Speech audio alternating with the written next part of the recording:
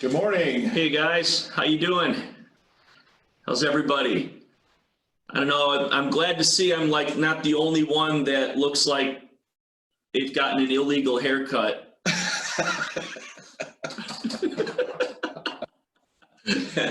Yeah. Good to see everyone today. One note, if you want, you can right click on our icon. If you find the one with Apex CPAs and Jim and I, if you right click on that and hit pin video, it'll bring ours up to the main video and make it the big one there.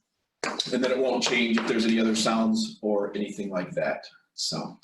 Well, it's good to see some of you I know have attended, every one of our webinars. So we greatly appreciate that. It means a lot to us that you take time out of your day to share with us, what we're all learning about the PPP program. They're obviously unprecedented times that we're going through right now. And, while applying for the loan and securing the funds has posed its own challenges, now the next level is, really what's the best way to use those funds, right? Yes. And so that's what we plan on covering today.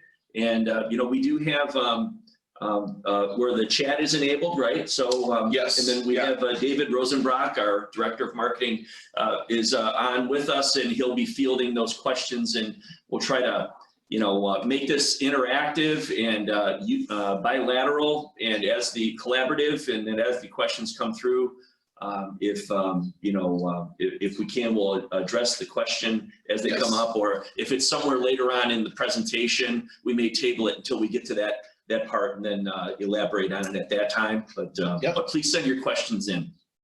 Yeah, he'll be feeding those to me through a messaging app, so we can address those as we go.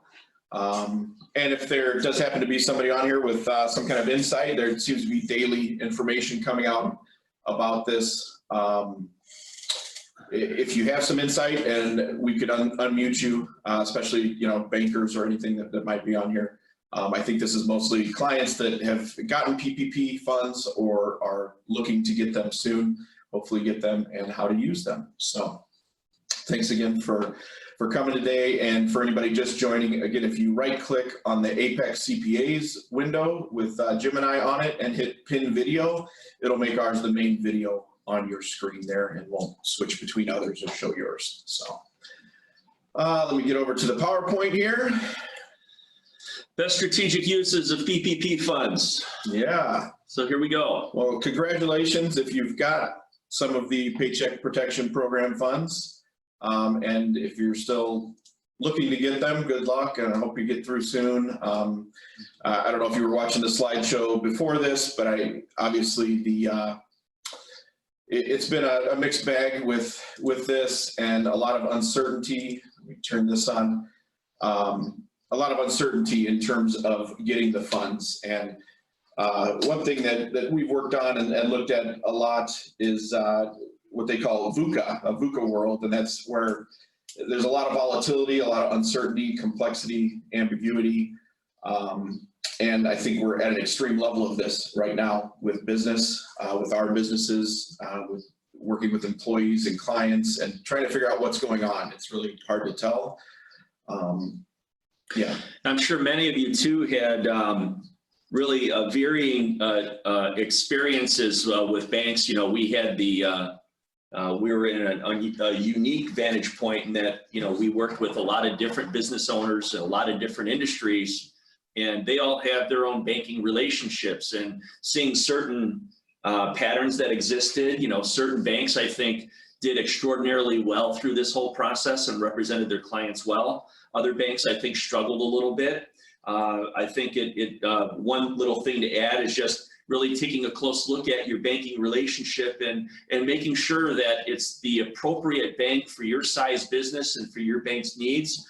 I have one story that luckily had a happy ending, but was a client working with another familiar bank, and applied very early on to the first round of PPP funds.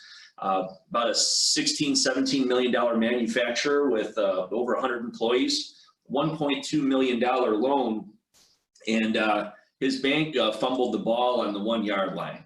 And So my client was absolutely devastated to miss out on that 1.2 million.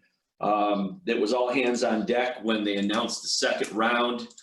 He literally put his application out with 4 or 5 banks, which was kind of a strategy that wasn't as popular in the first round, but became a lot more popular in the second round. And believe it or not, out of the 4 applications he had out there, 3 of them still have not gotten back to him that he has funding, but 1 did. So that actually turned out to be a good strategy for him, and he will be receiving his funds within the next week. So that was a really good, happy ending to that story.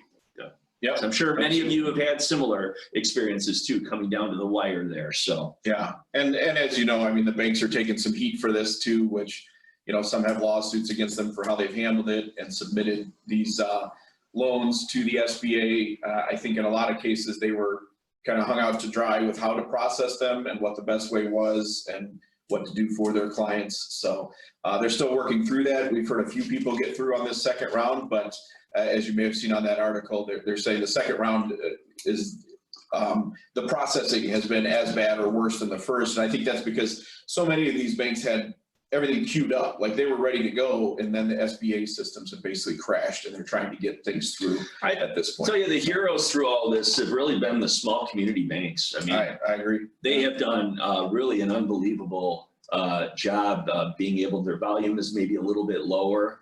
You have you have a personal relationship with that bank and with that banker, and able to give you the attention needed to ensure that that the loan got processed. I think some of the larger banks get a little lost in the shuffle there and all that. So hats off to the small community banks out there. They really stepped up and helped the ones that needed it the most, right? Yes, so, yeah. And that's something we'll be looking at our clients on even more, is making sure they have a really good banking relationship. And sometimes that comes from a smaller or mid-sized, regional bank that can help. We have some clients that literally moved banks between round 1 and round 2 in order to get their PPP loan done. So, anyway. So yeah, we're hoping today to move some of this, volatility to vision, like thinking about the long term of the business, some uncertainty to understanding, complexity to clarity, and ambiguity to agility for the business. And I think coming out of this, that's going to be a big deal, is looking how to make a business more agile and better able to handle things like this or similar to this, and just sustain the business. So we're going to go over first what are the allowable costs. There is 2 different types of allowable costs. There's just overall uses, and then there's forgiveness uses. How does it get forgiven? How does that work? At least how we understand it right now. Potential pitfalls and clarifications that we still need. And there's a lot of them. If you've looked at any articles, everybody's wondering the same things about what the best way is to calculate the forgiveness and how it's going to be calculated. And while we've got the basic answers from the Act and from the SBA, there hasn't been any real specific answers to help people in how to apply a lot of this. And the banks in the SBA have been inundated trying to get the loans processed over the last several weeks. So I don't think there's really been much, if any, focus on clarifying how to use that money. But hopefully once that money is gone, we're thinking in the next 2 to 3, maybe 4 weeks, they will be clarifying that. So once that money's all divvied up, they can give out some more clarifications on how to do that. So, and I do think it's fair to say, early on here, is that we will plan on some of the open items that we're going to maybe backfill with some assumptions or kind of what we think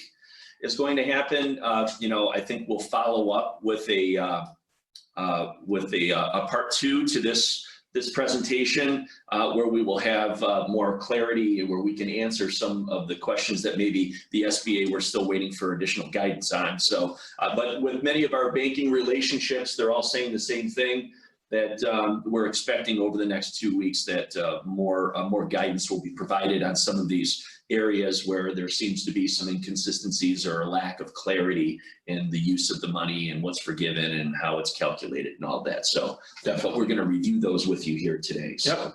Then we'll hit real briefly, we won't go into detail on the payroll credits, but how they interact with the Paycheck Protection Program. and then just thinking strategically going forward, and some thoughts on that. So we'll get right into that. And as you have questions, if you have questions, just go ahead and send them to David. I saw he sent a chat to the group. Send them out there and he will feed them to me, and we'll get to those kind of between subjects here. And as we're going, we'll try to make them relevant to what we're talking about. So the Act does have two separate areas. One is the Paycheck Protection Program, and another is a section on forgiveness, and it defines the uses differently for those two. There's been a lot of confusion in this regard, but the allowable uses of the loan are listed here. So your payroll costs, and we'll provide detail on what those are. I think, some people have looked into that, or we've talked about that before, but your payroll costs, mortgage interest payments on real or personal property established prior to February 15th, 2020. That means that the debt existed prior to February 15th. Correct. Rent under a lease agreement established prior to February 15th. Utilities.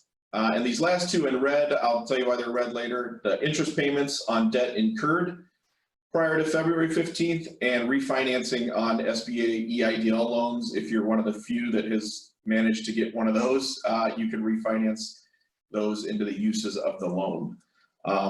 There are also, because of the two separate sections, there's two separate covered periods, and they call them both a covered period. So this has caused a lot of confusion. But what it says in this section is that the funds must be used on these costs during the covered period, which in this section is February 15th through June 30th of 2020. So yeah, there's, the applicability of the loan, or being able to apply, was supposed to be through June 30th. We think all the funds will be gone within the next week here once they get everything processed. So we don't think there'll be people getting this loan in June, but there is some confusion as to, say, if you get it in the second week of May, if you get funded, then when we talk about forgivable costs, it talks about 8 weeks from the time it's given. Well, do you have 8 weeks, or do you only have till June 30th? That's one of the questions, one of the confusing things in the Act that they will have to clarify. But yeah, there's also some other pieces in here, and we'll get into kind of the things that aren't super clear later. We've got a few slides on that. I'm not sure if this is on those slides, but the mortgage interest payments, it says in the Act specifically that it's mortgages on real or personal property. So real property is real estate, land, your building. Right, not mobile, and you consider personal property mobile, right? So equipment, right? Maybe vehicles. Exactly, and they don't say specifically anywhere that vehicles and equipment are allowed, but they don't say they're not. And they do say personal property, which that actually extends to a lot more than vehicles and equipment. I mean, that could be your desk and a computer, all kinds of things. Technology. So in here, it's pretty clear that they're meaning on personal property, things that are secured by personal property. The rent under a lease agreement, it doesn't really say if that's on just your building or if that applies as well to, do you have equipment, a forklift in the company that has a lease? We need to get clarification on which payments are allowed. We're 100% sure that if you have a building loan or a building lease, that those payments are allowed. It's really on the other property side that. Here's where the assumptions come in, right? Because if we interpret the mortgage interest payments to include personal property, which may be vehicles, equipment, and that sort of thing, would we apply that same rationale to a lease agreement if you had like an auto lease, or you had an equipment lease, or a lease on your machinery or something like that, if the mortgage interest payments, if you purchase them, would be eligible, then would also the lease payments be eligible? And the Act is silent on whether or not, equipment leases or vehicle leases are included. So they're not saying that they're excluded, but they're not saying that they're included. Yeah, and I think the goal of this was to be on business expenses that you need to run your business. So it would make sense that they would include things for equipment and other pieces that you use in your business. Some people, the one client we were talking about earlier, they lease a machine that's over $1 million machine from another entity. So, these things are very necessary for their business, and we think that those are going to be included. Again, we're waiting on some further guidance there. You'll see I have a question mark next to cell phone and internet under utilities. You know, historically, water, electric, and telephone are utilities. Cell phone and internet is more of a 20th century or 21st century thing. And we think those will be allowed. We're waiting on some specific guidance to see. Some people, their utilities, the water, electric is included in their lease. Right. And so they would only have some of these other ones, and it may be important to satisfying the loan uses. And the fact is, the banks are going to, you know, ultimately, you know, every bank may have a slightly different interpretation of what's allowable and what isn't. And let's face it, you know, banks really don't want to be stuck with a large portfolio of 1% interest loans. So, I mean, they're just from a business standpoint, they are motivated to forgive as much of this as possible.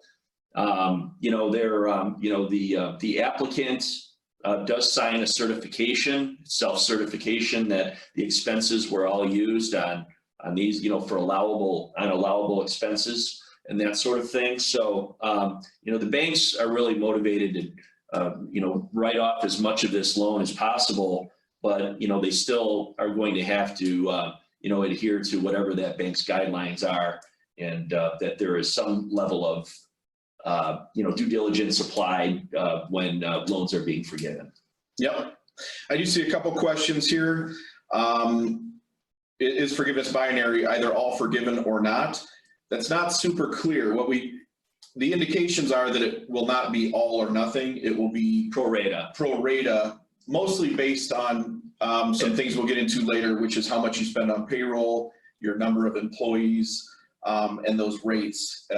That's what everybody thinks, is that it's going to be a percentage based on you hitting some markers that we will get into in a few slides here.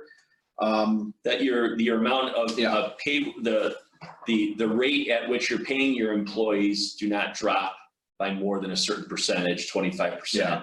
And that you maintain your full-time equivalent level of employees as well. So correct. As long as, you know, you're not dropping your employee pay on an individual basis by more than 25%, and your employee count stays the same or goes up, you're going to find that 100% of whatever you spend it on, right, on payroll will be forgiven. And then, of course, yes, we'll get into the 75-25 rule, yep, too, on some of the non-payroll expenses related to payroll expenses. Yep. So. And yeah, so we'll talk about that a little later, and we've got some tools that we're working on for companies to use to kind of estimate that. A lot of it needs some more clarity from the SBA. If I own my own building in another LLC, do mortgage payments qualify? There's no indication that self-rental. So you would be paying rent to the LLC if your company has the building in another LLC. So the rent should be applicable, that payment. The mortgage would be in a different company. So unless that specific company got a PPP loan, they wouldn't have eligible expenses, but the rent you are paying yourself. We'll get into this, but as long as it's like on an official lease that was established before February 15th and it's been kind of allocated over time consistently, those should be allowed. If it's at fair market value, you know, those kind of things. If you're getting too far out of those normal ranges and trying to pay, you know, triple the lease to get to the amount. We've seen some interpretations that says, you know, look, if you've been paying this certain amount of lease payment every month for, you know, prior to February 15th, right? It was the same amount, and you continue to pay that amount. You're not all of a sudden increasing the rent, doubling the rent, or, you know, making, you know, doubling up the payments or that sort of thing. As long as we remain consistent, yes, there's our understanding is that those will be allowed. Yeah. Yes, yeah, because they wouldn't have wanted you to get one on your operational business and on your lease business. You definitely wouldn't be able to do both, like take the rent and the mortgage interest, I don't think. We haven't seen where that was allowed, but you should get one or the other as long as they're within reason. And then we've got a question here, would utilities cover maintenance like HVAC, lawn mowing, snow plowing? I don't think so. It's possible they could expand that definition, but right now it just says utilities, which generally doesn't include maintenance and things like that. But those are obviously necessary things. Hopefully we don't have too much more snow plowing in the next 8 weeks, but it could be possible. So never know with Chicago, right? Okay, so the reason I have the last two red is because those two are not included for forgivable parts of the loan. So you are allowed to use the loan for those pieces, but you're not allowed, those can't be used towards the amount that is forgiven, and we'll get into kind of that calculation later. So if I move on to the next slide here, these are the allowable forgiveness costs. They're really the same as the first four on the other slide. It's just the last two are left out. And in here is where, in this section of the CARE Act, is where they define the other covered period, which is 8 weeks from the date you received the loan funds. Like I said, which may be different than June 30th. Yeah, the confusing thing there is if you get it May 7th, then that goes through July 7th or right around there. And we're not sure if all this ends on June 30th or July 7th. It seems like you would be able to spend it on these additional forgivable costs after that June 30th date is what it seems to be saying. Or they just messed up and they defined it wrong in one of them. We're not quite sure yet. But again, payroll costs, mortgage interest payments on real or personal property, rent, and utilities. Same thing there. Let's see, I think next we're gonna do the definition of payroll costs here. So some of you probably saw a lot of discussion about this when you were applying for the loan. And now it's come back up for, okay, what can we spend it on? So the Act defines payroll costs as these items, salaries and wages, similar compensation. That is at a max of 100,000, which you can include up to 100,000 for employees, but if they make over that, you gotta take the excess out of the calculation. Payment of cash tips, if your employees make tips, those are included. Vacation, sick leave, family medical leave. Allowance for dismissal, yep, severance. Payments for health insurance, group health care, including insurance premiums. Any retirement benefits, so if the company pays a match on a 401k or some kind of retirement plan, those would be included. And then I think one possible thing that you probably could do is determine what the accrued employer's portion is up through the end of your covered period, and pay that in at that point in time. But they get really funny about prepaying. But if they are costs that are incurred and paid, if they're incurred by then and then they're paid by then that has a much higher probability of being accepted because it was actually owed. Yes. Right? And so we want to look at expenses that are owed. So in other words, okay, it's the day before my covered period expires, which happens to be mid-month. Could I, prepay my rent, 2 weeks early to drop that one in for the following month? From what we are seeing, is that would not be an eligible expense, but you would still get 2 full months of rent, but to try to sneak in 3 because of the timing of when you pay something will most likely be will be much riskier. Yeah, and same thing, one of them that we've come across is like retirement plans. We have a simple IRA that we pay a match on, and you pay the match by the time you file the tax return. So that match is technically for 2019, but there's a question on if we pay it during this period, is it an allowable cost? We're not 100% sure. We think it would because we'll get into what the Act says, but it says costs incurred and payments made on these uses. But like Jim said, if it's a far prepayment, I think they're going to get a little sticky on that. Right, and then there's also, in regard to bonuses, right? Like, well, can I just bonus my wife? What do you have? 83, the 100,000 annualized, so to call it about 83.33 a month or something like that. Can I just put my wife on the payroll or my spouse on the payroll and bonus her $16,000 and because of during the covered period that would be eligible. And so they do use the term normal and customary and kind of what has been in the normal rhythm of the business, right? Yep. Now, if you typically pay out bonuses, during that covered period and you have historically, then those perhaps may be included. If you're a seasonal business that tends to pay bonuses that time of the year, but bonuses for the sake of just spending the money, that are not in the normal course of business, they may be scrutinized a little bit closer. Yeah, we've had some clients looking at, doing like a rehire incentive, which may actually be necessary to get some of the employees back. And when we get to how it's forgiven, we can talk a little bit more about that. But some companies are having trouble getting employees to come back. Well, you look at we have one client in particular, they may very well be on the webinar, but they're a hair salon and they have 250 plus hairstylists. Well, some of these hairstylists are making, they're on state unemployment and they're getting the extra $600 from federal unemployment.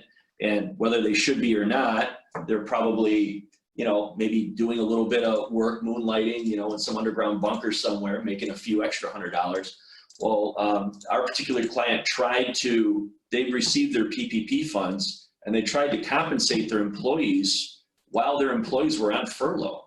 And it created a real upheaval with all the employees. Like, wow, why are you doing this to me? Or you're putting me in a bad position, and this is they didn't want the money because they were making more on unemployment. So now, once the business opens back up and they have to bring these employees back, these benefits, this federal benefits on some of these businesses, the federal unemployment is paid through the end of July.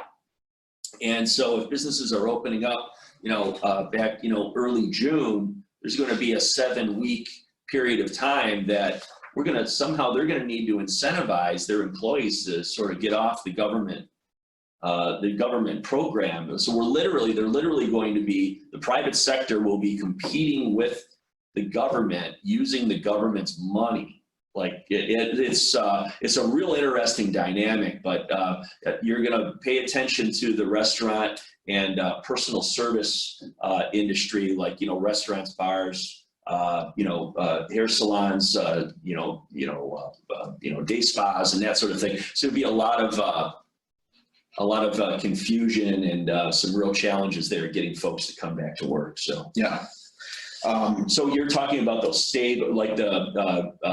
the back to work, almost like a welcome back bonuses, to get them back, spreading it out a little bit over maybe the course of the pay periods. Hey, if it's another $2,000 or something, maybe it's a few $100 a week extra that they would get to smooth it out so that it's not in the way of one big bonus check that's being paid. Yes, yeah, because some of these clients are looking at, we may not open for another month, but we have to use this money within 8 weeks. So there's a weird thing there and trying to figure that out, and what's allowable to pay people, how that affects some of the calculations will be something that will have to be clarified in the next couple weeks here.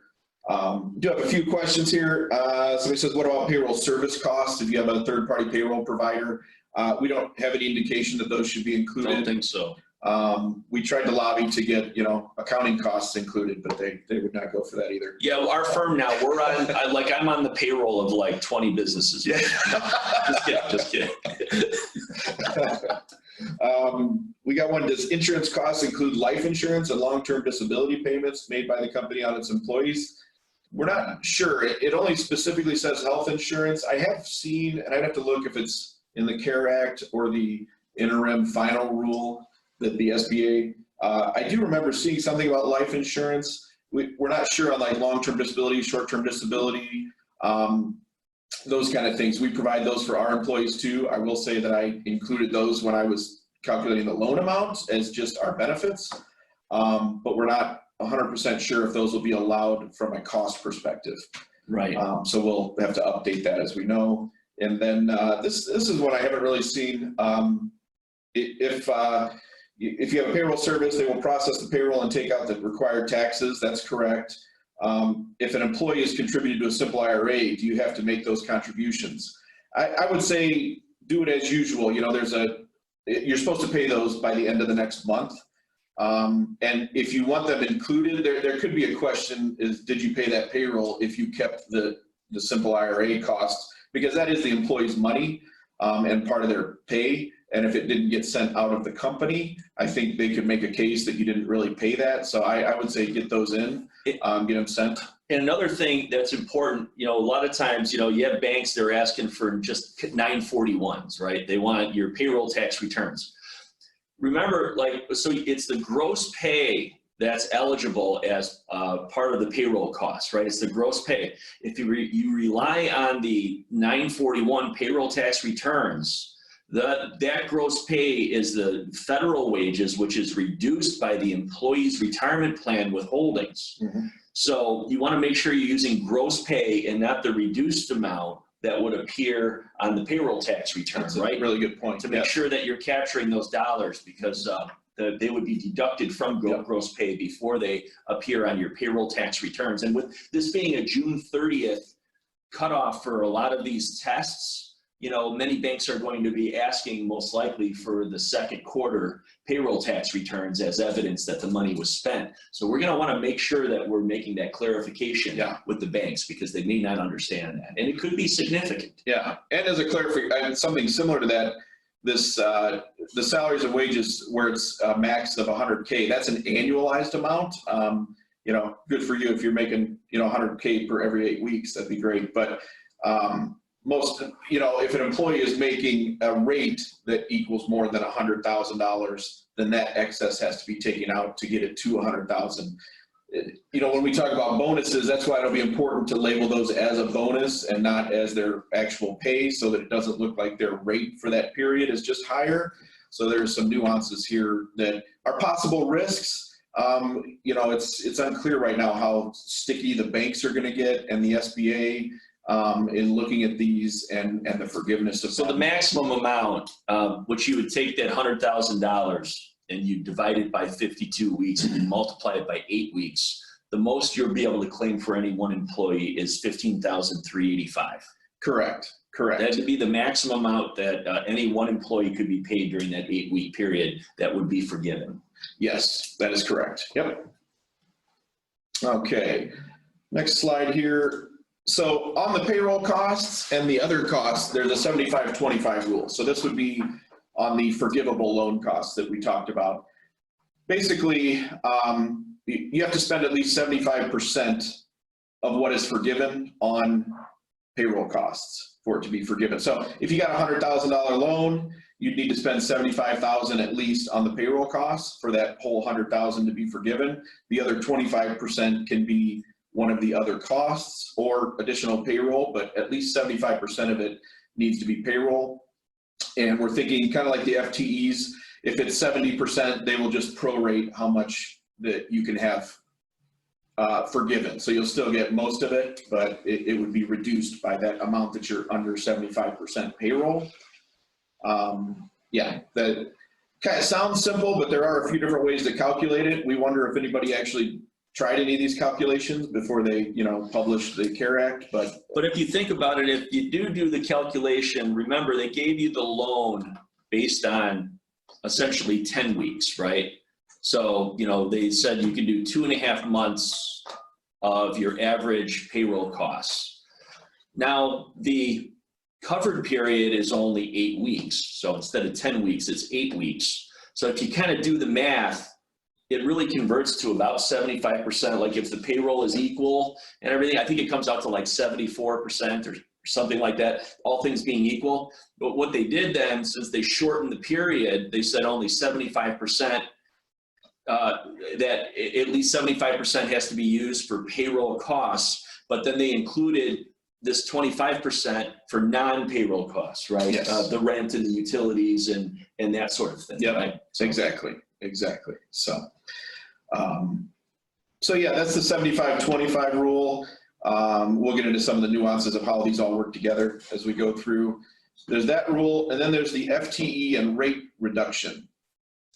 This is one of the most confusing parts of the entire program. Correct. I would say is not calculating the FTE, the full-time equivalent, maintaining the employee levels, and also that the rates haven't been reduced by more than 25%. Yeah, and some people have asked, well, what is an FTE? Is it 40 hours? Is it 30 hours? Honestly, it doesn't really matter as long as you use that same number when you're looking at the base period compared to now. If you use 30 hours then and use it now, it's going to come up with the same number as if you use 40 then and 40 now. Because you're dividing the total hours divided by that number. So as long as you're using the same one for both periods, it will work out the same. But basically what they're saying is, compared to last year, from February 15th to 2019, are your average full-time equivalents the same, less? June 30th, 2019. Yeah, June 30th, 2019. Are your average full-time equivalents for that period the same as they are for the 8-week period that you have the loan? If that period doesn't work, or if it just makes more sense to use a more recent period, you can use January 1st to February 29th to calculate that base period Of this year. of 2020. So if you had a reduction in staff during 2019, it would make more sense to use that January 1st period. And our tool will kind of look at both of those and decide which one makes more sense for the calculation. Yeah, you use whatever of that base, whatever is the lowest FTEs. Correct, yeah. You want the lowest FTEs for the base. Yeah. And then you can't reduce an individual's rates, and this is on an individual employee basis.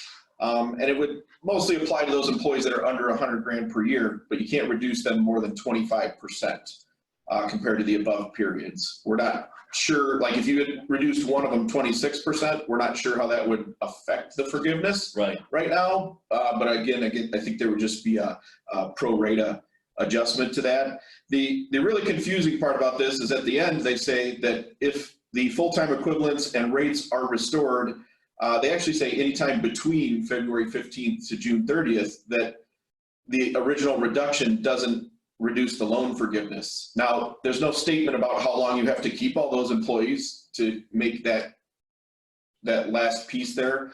But that's kind of a trump card on all of it, no pun intended there, that if you get all the employees back before June 30th and the rates are back up, that it's not going to reduce the loan forgiveness. The real rub there spend the money is you have to still spend the money. So if you don't have the employees on payroll, you're gonna have a hard time spending enough money to get the loan forgiveness. So there's kind of a weird interaction there, and the calculation is not super clear of how all those will play together. all blend together? Are they all looked at individually and that sort of thing? So Yeah, and what we're saying is, you know, if you're up and operating, like do business as usual, if you can bring a couple of the employees that were maybe on the edge that you weren't sure, that you thought you could get by without, you know, get them back on the payroll, do that. Who this is really hurting is the companies that needed it the most, honestly. Our salon clients, our restaurant clients, anybody else who is basically shut down or doing very minimal service right now, they're going to have a hard time because, like we talked about, their employees don't want to be put back on payroll, and even offering that to the employees, you know, if the unemployment agency got wind of it, technically they could take out the unemployment and say, no, you got to go back to work. So if they don't have employees on the payroll and they don't open until June 1st, then they're only going to have 4 weeks, possibly, you know, give or take, to make up that whole amount of the loan forgiveness. And that's where we were talking about having rehire incentives, things like that, that we can justify as normal and customary, but may get that amount spent and given to the employees to incentivize them to come back and start working. It may be helpful. So it's a very weird thing. We have a spreadsheet. It was actually another firm we found, and it's very complicated, but it's got different ways that this could be calculated. The bottom line on that was that we tried it several different ways, and regardless of how you calculated it, it was within a few $1,000s or a few percent of each other. So again, trying to get the FTEs to the amount that you have had in those base periods is important.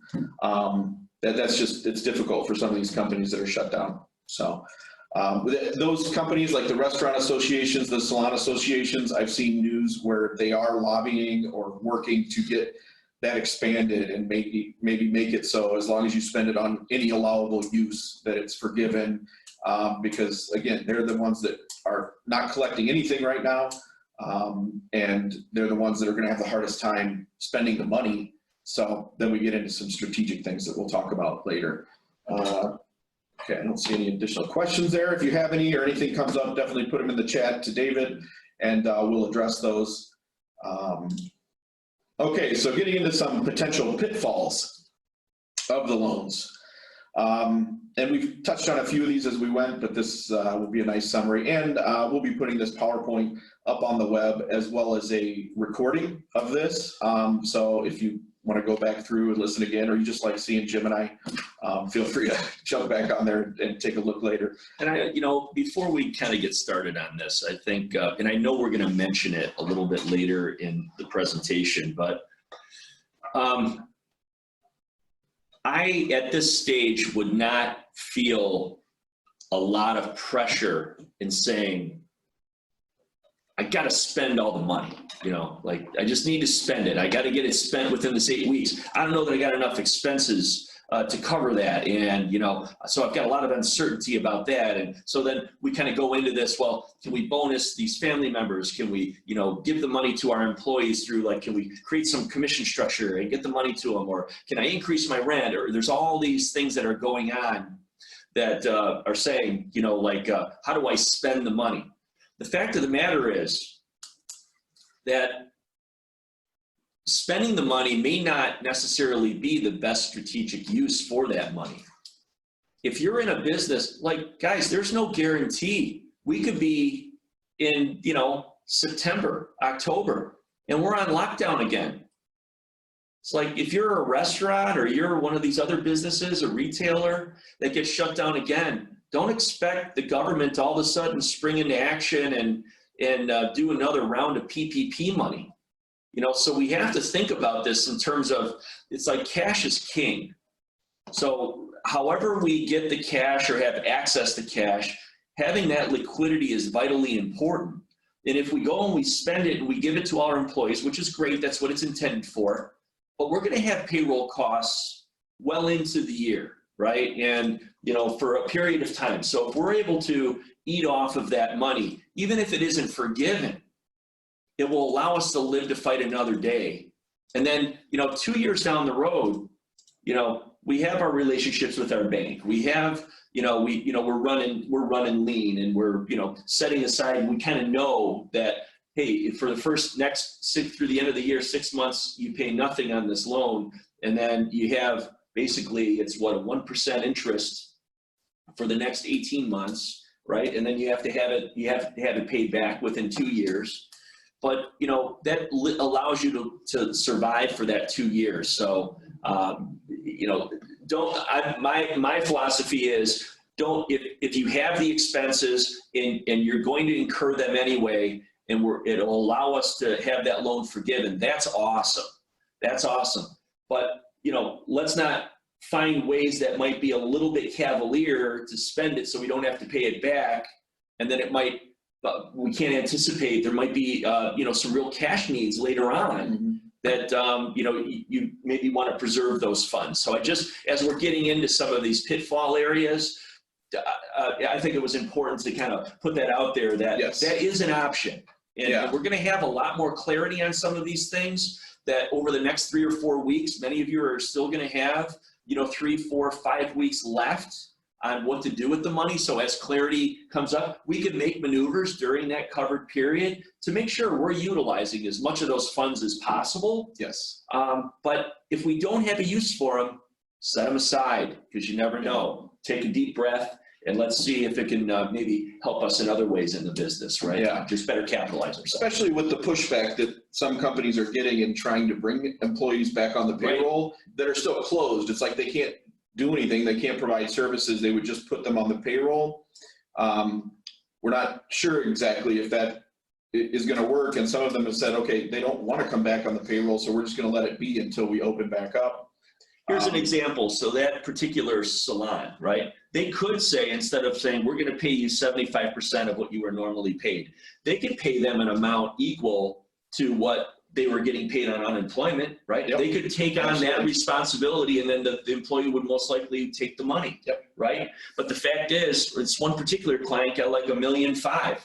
So now they're going to be eating off of their $1.5 million cash when right now the government's kind of footing that bill. And it's like, do I pay the employees an amount equal to what the government's paying? Or do I say, all right, I'm going to let them ride that out until we're back in business, knowing that I'm going to have to convert that money to a loan, but I still have the cash.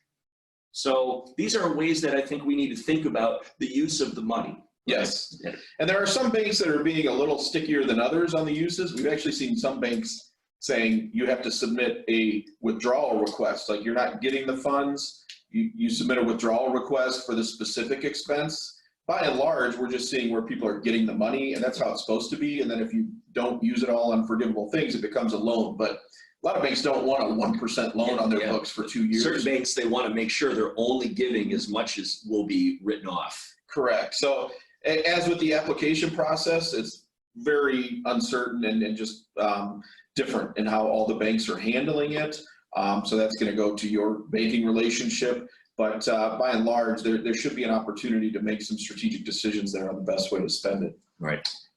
So let me go back here real quick to the pitfalls.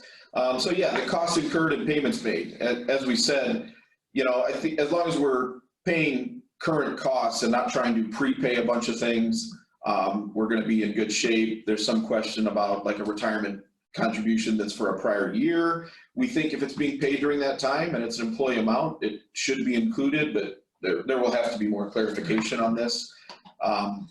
So when you talk about the two interpretations, it's funny, the emphasis is on the word and, right? Does it mean that it has to be incurred and paid during that 8-week period?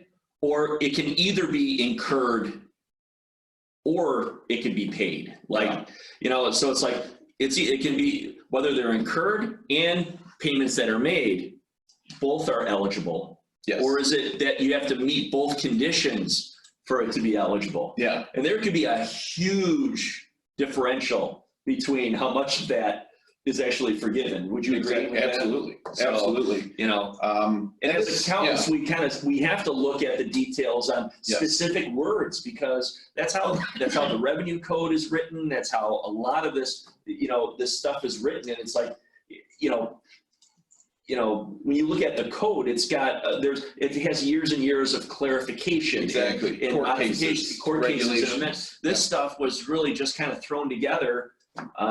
You know, and there's little words that one word versus another word, like and or can really create a lot of confusion, because and the dollars could be significant.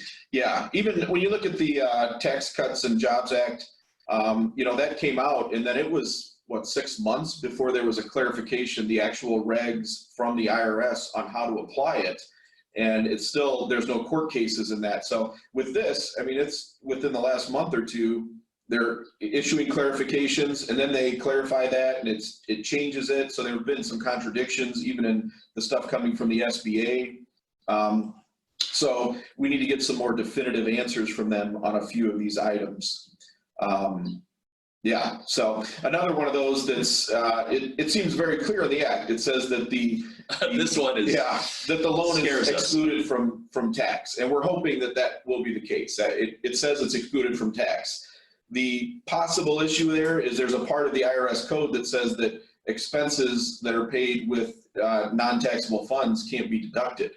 So that would basically make it subject to tax, because you'd have to add back the expenses. They could possibly put something in to say that's not going to apply to this or something like that, but it's something that we've seen out there that people are like, well, it should be, but there's a possibility. Where this has come into play in the past on a regular basis is, let's say you have a brokerage account, like an investment account, right? And in that investment, you have two accounts. You have one that's IRA money, and then you have another one that's just a straight up brokerage account, right? And so you're paying your broker, let's say $5,000 a year. Okay. 50% of the earnings come from your retirement plan, management of all of that, and the other 50% comes from your brokerage account. We were only able to deduct the pro rata portion of those total brokerage fees that were subject to the income tax. So if you had income taxable earnings, That's how the brokerage fees were allocated pro rata. So in other words, you can't use non-taxable money for a tax deductible expense. So when we apply that same logic to the PPP loan, we are essentially not using our money to pay these payroll costs. We are using the government's money that they have given us. And so if that expense causes that loan to be forgiven, then are the corresponding expenses that were paid eligible for you to deduct them? And we think that how they intended it to be written was that there would be no tax implications as a result of that, but we really just don't know. And I think it highlights to make sure you're using the money for necessary business things. Like trying to spend it just to spend it doesn't make sense, because if something goes awry with that, then there could be additional tax on it. Again, 37% tax liability. We're hoping that won't be the case, but it just. And another thing that'll add to that is Illinois has remained silent as to whether or not they will tax the proceeds. And we know the state of Illinois. I mean, if they can tax it, they're going to tax it. So, just keep that in mind. That's 5%, and they have not been clear on that. So you got a $200,000, PPP loan, and it's 100% forgiven. You may have this $10,000 bogey sitting out there with the state of Illinois.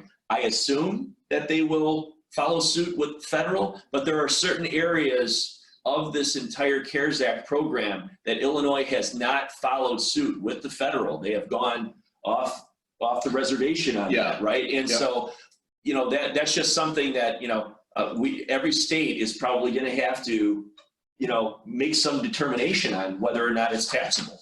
Yes, so absolutely. So that's out there. Move to the next slide here.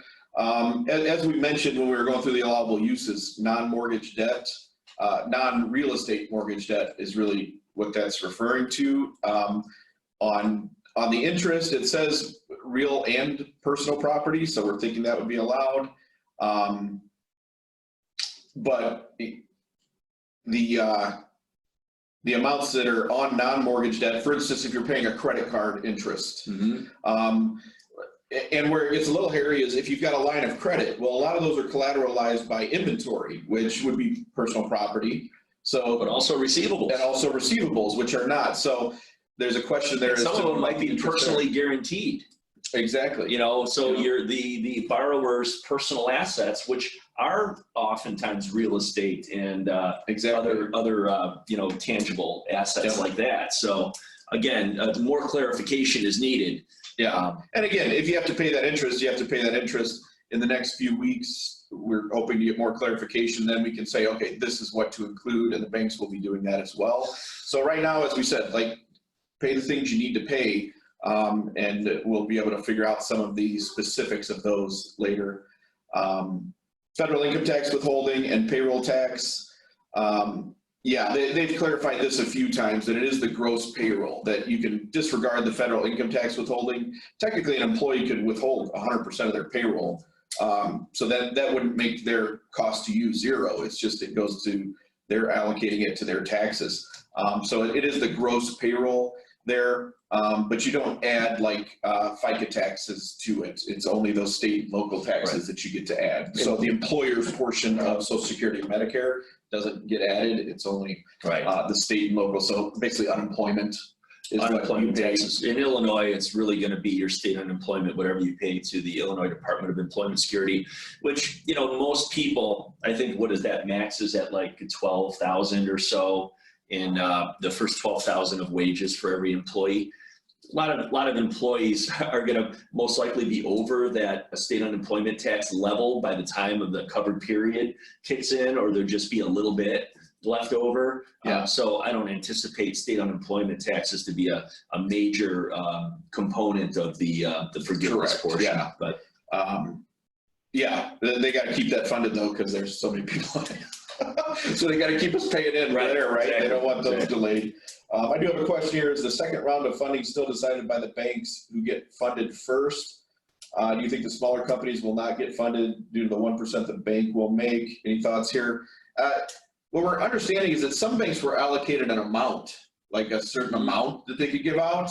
I don't think it has to do with the bank getting funded. It just has to do with how they put the applications through and that they actually get them through the SBA. Guys, it's follow the money, okay? In the act, it clearly states this is the fee structure for banks, right? Correct. So, and if it was like, I think below what, 300,000, 350, it was 1%. I think it's like 2%. I think it's more. I think it's like 3% up to that, and then it's like 2% for up to $1 million. It was an inverse scale, Yeah. right? It's like the larger the loan, the smaller Correct. the percentage, but the larger the loan, oftentimes the more commission.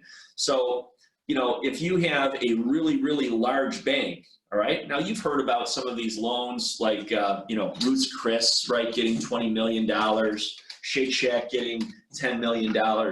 Okay, these are not local community banks that are banking these guys. These are the really, really big banks, right? So, you know, those types of loans get put through, but if you're a large bank helping a small business that's maybe applying for a $20,000 in PPP funds, that may not seem like a lot of money to a large bank, but it could be everything to a small business owner. But for them to go through the effort of processing that loan, even at 5% on a $20,000 loan, is what, $1,000 in commission, as opposed to pushing through a much larger loan that will, even if it pays a lower commission. So, you know, the large banks coupled with really small businesses are where we were seeing the biggest challenges will be. And I also think they maybe cause some challenges on the forgiveness side too, in terms of, you know, responsiveness and all of that. And so. Yes, yeah, it's in the act what they did. We don't have to go into that, but it's 5, 3, and 1 for different levels of loan. Basically, if it's over $2 million, they get 1%. So those big loans to Ruth's Chris and Steak Shack, they got 1% on, according to the act. You know, the SBA can change that stuff, and they have changed things as they've went through. So, you know, the banks have not had an easy time trying to administer this. They've had to set up websites and really try to process, from what we understand, like a year's worth of, you know, SBA loans in basically a week or two or a month. So there's a lot there, but they do get some fees from that. I don't think that affects necessarily what the SBA approves, but that's what some of these lawsuits are about with the bigger banks, is that they put through certain types of companies or didn't do it the way it was prescribed. So did we satisfy, did we answer that question then? I think so, yeah. As well as we could, you know, without knowing exactly how they're really doing it, but that's what it's supposed to be. Okay. Let me go to the next one here. I think this is the last one for pitfalls, but so self-rental payments, somebody asked about this when we were doing the, going through the uses. They don't mention it at all, so it doesn't seem to pose a problem. Again, as long as they're in accordance with established lease, consistently applied or paid, you know, even incurred. And then the lease was established before February 15th. Before February 15th, yeah. I think, you know, you always want to make sure those are relative to fair market value of the business so that they pass muster and are not just transferring costs to other places. But if it's within those, you know, normal things, we think it'll be okay. And then here, we talked about this, do rent payments extend to payments for leased equipment? We think it will. Yeah. It seems to indicate that it does, and there's nothing that says it doesn't. So right now we're thinking those will be. We'd like some more clarification so we can make sure for people. And then we went over this calculation, the reduction in forgiveness caused by FTE reductions. Yeah, that's a little hazy right now on how to apply it, but like we said, really all the ways that we've looked at to calculate this come out with about the same number as long as they're doing it pro rata. I know I have seen some articles or, you know, people say, oh, my bank told me if it's not 75%, then nothing's forgiven. We haven't seen that indicated. It seems to indicate that it'll be pro rata based on the number of FTEs you have now compared to that period. I think we could say with confidence that it most certainly will be some sort of a pro rata calculation. It will not be an all or nothing. They would have a real problem on their hands. I mean, they kind of do, but if they decided to go that strict on it, I think there would be a huge uproar. I know there would. So a lot of this, we're hoping that the clarifications will expand to make it easier for the banks to forgive. And as long as you're using it on legitimate business expenses to forgive it, we're just waiting for those clarifications. So a last one here, which is kind of a pitfall, is they came out with all those payroll credits about the same time as the PPP loan or right before it. So I made a little table here, which is how they interact with the PPP. So the Social Security deferral, they basically said that businesses can defer paying the employer portion of Social Security, so that's 6.2% of the gross wages, for the rest of 2020. They could pay half of that remaining amount at the end of 21 and the other half at the end of 22. What they've come out and clarified on this, because originally they said you couldn't do this with the PPP loan if it was forgiven. Well, of course, nobody knows if their loan is forgiven yet. So there was a question, can we use it now or not? Technically, you can use it until you get notice that the loan is forgiven. You can defer that 6.2%. We don't see this as being a huge benefit to most companies, and it could be a problem down the line when it's like, oh no, I've got all this Social Security to pay a year and a half later. The 6.2% is relatively small. We think it makes more sense just to get it in and not try to do this. But if you're really, things are skinny and you're paying employees, it's an option out there. And that's on the deposits made between 3/27 and 12/31 of 2020.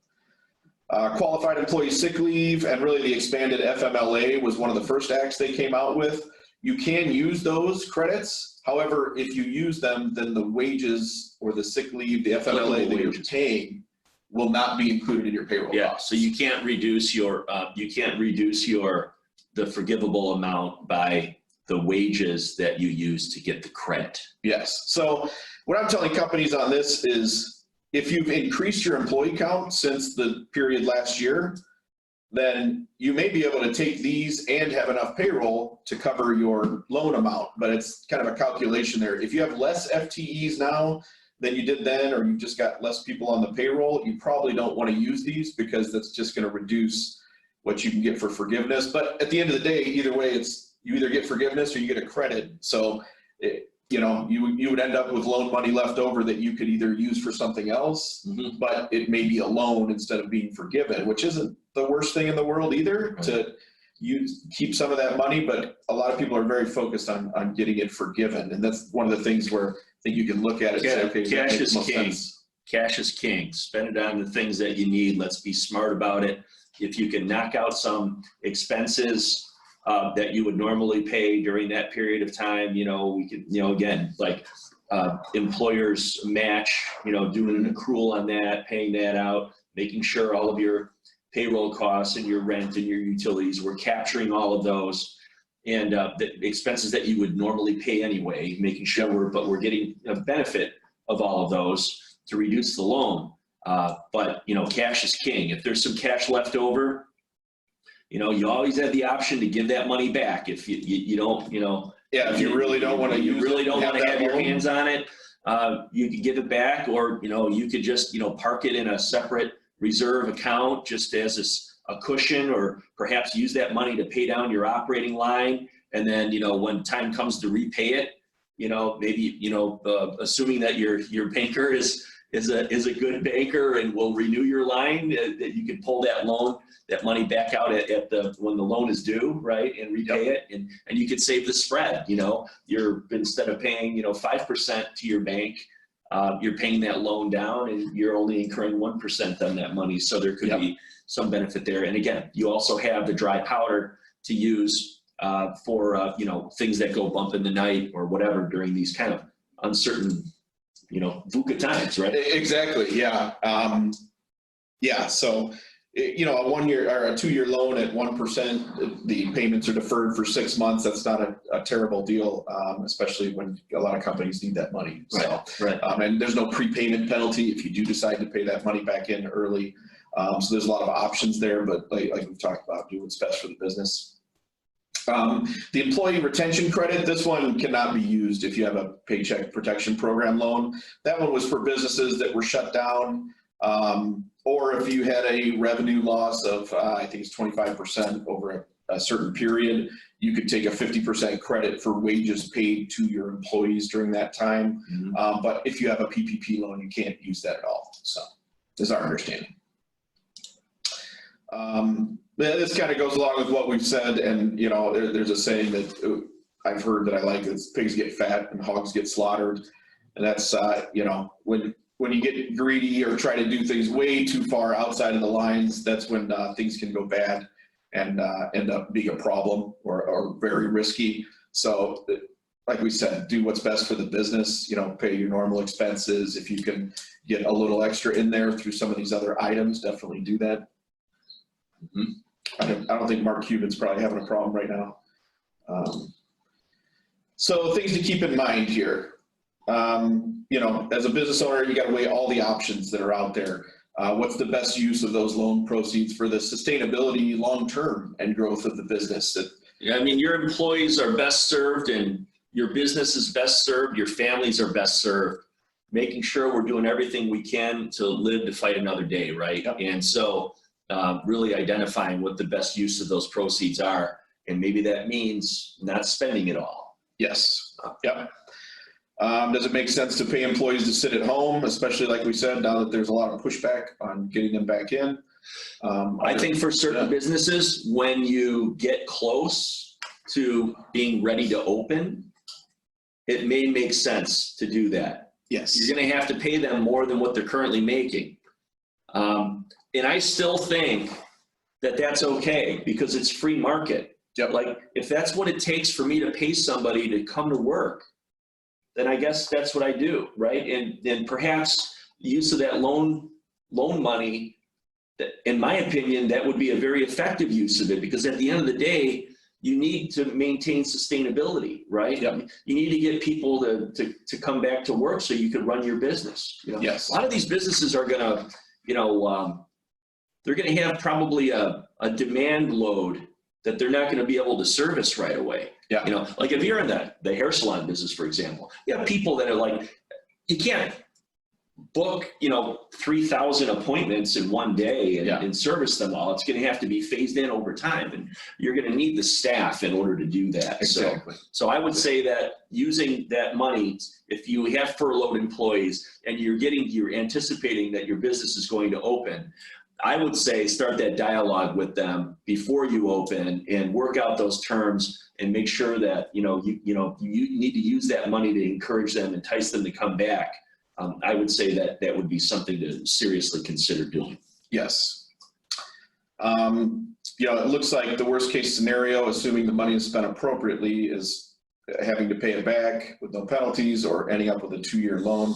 Not even paying it back immediately here, but it can be paid back at any time. Otherwise, it's a 2-year loan. It does say in the act that if it's not used on allowable uses, that it becomes recourse for the shareholders. Otherwise, there's no personal guarantees in that. But we haven't really seen anything specific that, it's a huge problem if it's not used, except some banks just don't want that loan on their books. So they want to make sure it's being used the way they expected it to. So we'll get more clarification on that. And like I said, I hope that they will expand the definition of what's allowable and all that so that more companies can do this. So what you're basically saying is the way the act can be interpreted is that if you go beyond the covered period, you have some of this money left over and you spend it on things that are not considered allowable, right? You spend it on meals and entertainment or travel or whatever, any costs, right? Like that marketing, that could trigger that loan to become a recourse loan, as Correct. Opposed to, you're not on the hook at all. You're not, that sort of thing. Right? Yeah, that was a big thing when it came out, is there were no personal guarantees and all this on this loan. But from what it looks like, if you use it on things that aren't in that original list, which there's plenty of business expenses. I mean, you don't have to go buy a Lamborghini to be using it off of that list. If you use it off of that list, it may just become a recourse loan to the shareholders is what it seems to be saying. But we will see. Like I said, I hope they'll expand the uses, maybe the time that people can use it. Like we said, we don't know when this is going to die down. And even when they do open up, I'm sure there will be, at restaurants separating, people farther than just right at the same, right next to each other at tables, and in salons, having a couple chairs between people. I mean, they could kind of phase things back in that regard. So having that money go longer is what some of the associations are lobbying for and trying to get so that it makes sense for companies. Yeah, these here, look, we all need to get back to work. We need to run our businesses and stay safe. I think it's very important that we, Ben, I'm sure heard it on the news a lot, when the cure causes more damage than the cause itself, we need to reevaluate what we're doing. Some states are taking a more aggressive, foot on the throttle kind of approach to it. Others are maybe a little bit more measured. Illinois is probably more, I would say, on the measured side, if not even, more conservative than that. Yeah. And, it's important to understand too, we even see it too, the way I can sense and feel like our business, our clients' businesses, they all have a feeling like things just want to rev up. It's almost like we have these thoroughbreds that are in the gate, and it's like we want to run, but they haven't rang the bell yet to drop the gate, right? And so we were all doing great before this pandemic hit, and we will come out of this, I think, stronger and better. We have heard from many of our manufacturing sources, not in all cases, but many of them are very optimistic if we're able to look out 18 months. That there's going to be a move to bring back some manufacturing domestically. They may not be easy for a lot of businesses that have established relationships overseas in India and China and all of that. Like, there are some transition costs that could come into play as a result of that, engineering costs and that sort of thing. But I will feel, and I wouldn't be surprised too if the government, as part of another stimulus later, that they make some improvements to entice businesses to come back. Maybe there's some enticements to have them bring back manufacturing domestically, which I think will create an economic boom, so to speak. Yeah. And so that's something that I think we need to be mindful of. And also to remind everybody that, our clients are very important to us. And I know that our team here has really done everything we could to the very best of our ability to stay front and center on all of these things. And we're so grateful for all of our clients and have a genuine desire to help in any way we can. So I just wanted you to know that, to remember that we are here to help you and to guide you. And, every question is a good question. Yep. If it's coming from our clients, the question is a good question, and we care about those questions, and we want them, and we want you to remain in contact with us. So if there are any questions that you have, going forward here, don't hesitate to call or to reach out to any of us here at the firm, and we will make sure that we're there to support you. Absolutely. As we said, if you have any other questions, definitely put them through the chat. Let us know. Like Jim said, we're glad to talk through any of this and go over your specific situations. Every company seems to be a little bit different in what they're having to deal with and what they're having to go through. And as like Jim said, we'll have another webinar here in the next few weeks looking for clarification from the SBA and banks on how they're going to apply this loan forgiveness, and just getting that information out to you and distilling it to what makes sense. We'll have a basic loan calculator that we'll have available that will have a lot of questions, but that'll keep being refined as we get more info, and it's going to depend on your bank on how that is done. The act actually says that the bank, as long as you certify your costs to the bank, they should be able to just forgive it. But it looks like, just like the loan application process, they are going a little further than that to make sure that they're doing it within the rules and that the companies are doing it within the rules. So your mileage may vary on your bank there and how they do that. Mhm. See, I don't think we have any other questions here. Okay, yeah. All right, guys. Well, thank you. I hope that this was helpful, or at least shed some light on some of the items that were out there. We are monitoring this very closely on an hour-by-hour basis, and as new developments come up, we're going to chronicle those and have another webinar put together that once we're able to bring some clarity to some of this ambiguity that the SBA needs to address. And until then, we want to thank you again for taking time out of your busy schedules, and please stay safe, stay sanitized, and take care of yourselves. Yeah. Thanks very much. Talk to you soon.